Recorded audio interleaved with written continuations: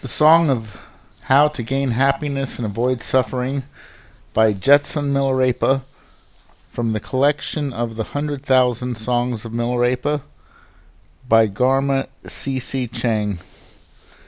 This would be song number 40. Obeisances to all gurus.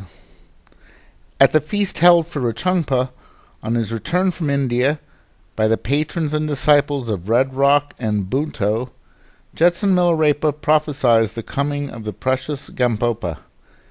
Then he was invited by the patron to remain in Chubar. While Milarepa was there, a great yogi, meditator of the land tribe, having heard of his reputation and filled with enthusiasm and aspiration, arrived from Dogbo. As soon as he saw the Jetson, a samadhi of bliss, illumination, and non-thought arose within him. His faith confirmed, he said to Milarepa, "I am a yogi from Dogbo. I have learned many teachings, including the great perfection from several gurus. I have also practiced the meditation of distinctive observations and the tantric action of equality. I am not satisfied with the shallow experiences of mere understanding and have been greatly inspired by your reputation. Therefore, I will now come to you for the Dharma. Please be kind enough to grant me the instructions." The Jetson asked, "Have you yet had these experiences during your devotion? Now listen to my song.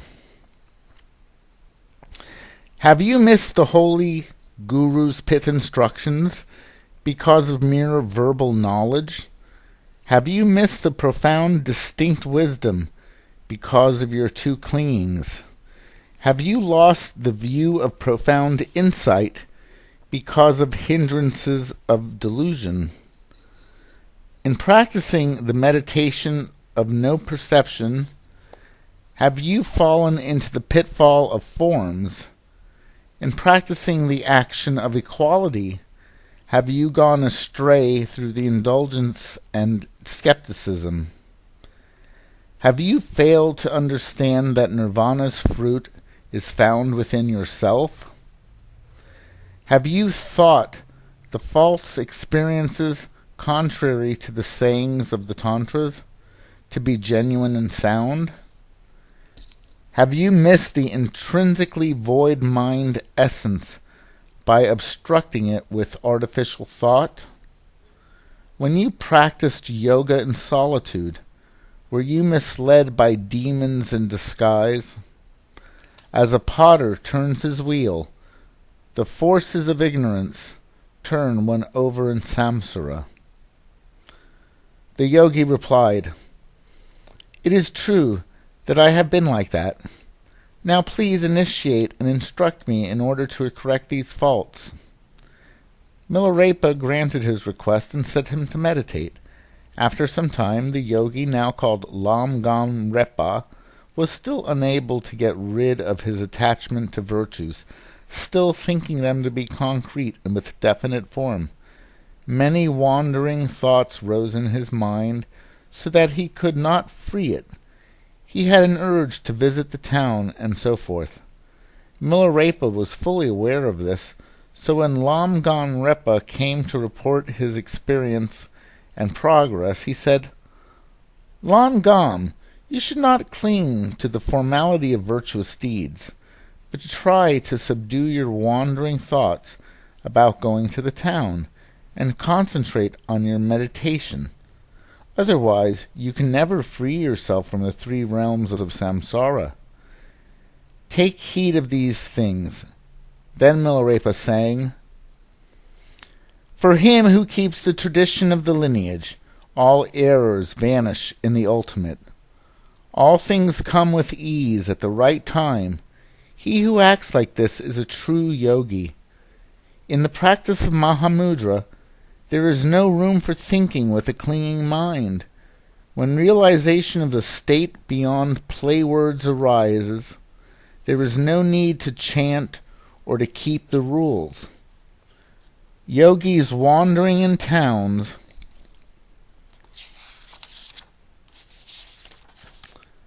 always yield themselves to the will and favor of relatives and friends. Their actions become pretentious, their talk nonsensical. The light of the void by hypocrisy is dimmed. If in town one pays no attention to what people feel, troubles and worries will rain upon him. To avoid fear and regret at the time of dying, to escape the fatal chasm of samsara, one should conquer the enemy, desire. Remember always transiency in death, and ever meditate in solitude. He who observes not his mind nakedly becomes apathetic and indifferent. He who prays not with earnestness is prone to be misled by false experiences. If with great diligence and perseverance he does not practice the profound teachings of the skillful path, he is prone to be vanquished by desires. If he remains in a hermitage, merits will surely grow within him. Milarepa thought, the Jetson's words have hit the crux of the matter. He is right about my faith. So he meditated in a hermitage without distraction until he gained the superb realizations. Then he came to report this progress to the Jetson, and the Jetson, greatly pleased, Milarepa said, "That is very good, but you should still continue to practice like this until you attain Buddhahood. These are the important things you should always remember." And then Milarepa sang, "A son, a wife, and fame are 3 fetters for a yogi. A Dharma practitioner should abandon them. Goods, enjoyments, and prestige are 3 hindrances for a yogi. A Dharma practitioner should abjure them. Relatives, patrons, and disciples are 3 obstacles to a yogi. A Dharma practitioner should forsake them. Wine, fatigue, and sleep are 3 robbers of a yogi. A Dharma practitioner should avoid them. Chatting, joking, and entertainment are 3 distractions to a yogi. A Dharma practitioner should abjure them. The Guru, the instructions, and diligence are 3 refuges for a yogi. A Dharma practitioner should ever rely on them. Solitude, merits, and good companions are 3 staffs for a yogi. A Dharma practitioner should ever use them. Non-distraction, non-thought, and bliss are 3 good friends to a yogi. A Dharma practitioner should ever consort with them. Relaxation, spontaneity, and naturalness are the 3 attributes of a yogi. A Dharma practitioner should ever keep them. Non-desire, non-hate, and supernormal powers are 3 signs of a yogi's success. A Dharma practitioner should ever achieve them. Lama Kunga said, "Because of your blessing, I have now relinquished all that should be relinquished, and can practice the right Dharma spontaneously and with ease. I feel happy and cheerful all the time." The Jetson replied, "Yes, my son, this is correct. A yogi who has completely abandoned all the faults and acquired all the merits is always happy. If he does the opposite, he will suffer all the time. Therefore, he should always determine between right and wrong, and for his own happiness and safety." Whereupon he sang a song, how to gain happiness and avoid suffering. He who knows his own nature and the immanent truth is ever joyful. He who wrongly acts is ever sad. He who rests in the state of nature is ever spontaneously pure, is ever joyful. He who surrenders to impulses and environments, being subject to hatred and to cravings, is ever sad. He who realizes that all things are the Dharmakaya, freed from all fears, hopes, and doubts, is ever joyful. He who is impatient, talkative, and rash, being overpowered by worldly desires, is ever sad. He who knows that all things are his mind, that all with the which he meets are friends, is ever joyful.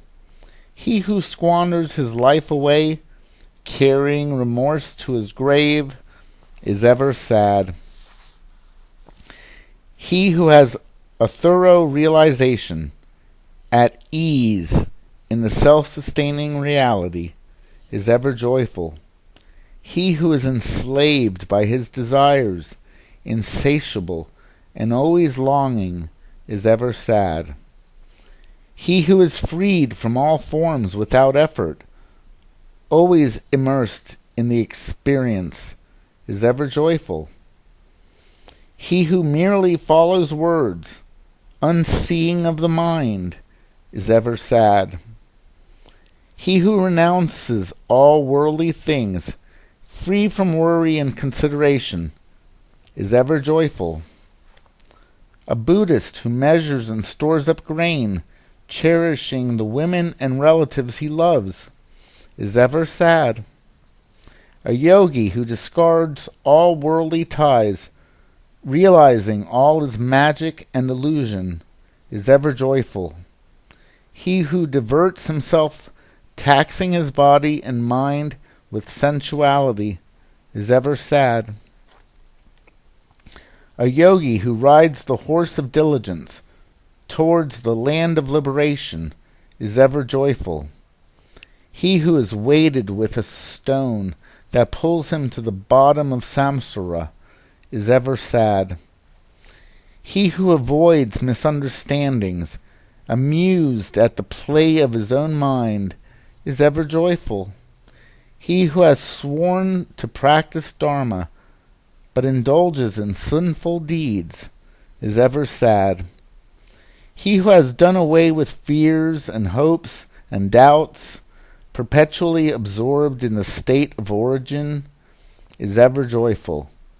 He who submits to the will of others, obsequious, artificial, and ingratiating, is ever sad. He who leaves all this and that behind, always practicing pure Dharma, is ever joyful. Lamgonrepa and with other disciples were all greatly inspired and filled with joy, with the power of absorbing themselves in the unwavering samadhi of Mahamudra. They were able to further their spiritual progress in the magic-like words of forms. The Jetson, Milarepa, was very pleased with Lamgonrepa, and later became the patron, the disciple, and the Dharma brother of Dogpo Rinpoche Gampopa. This is the story of Milarepa's intimate son, Lamgonrepa. Thank you very much. I hope you've enjoyed it.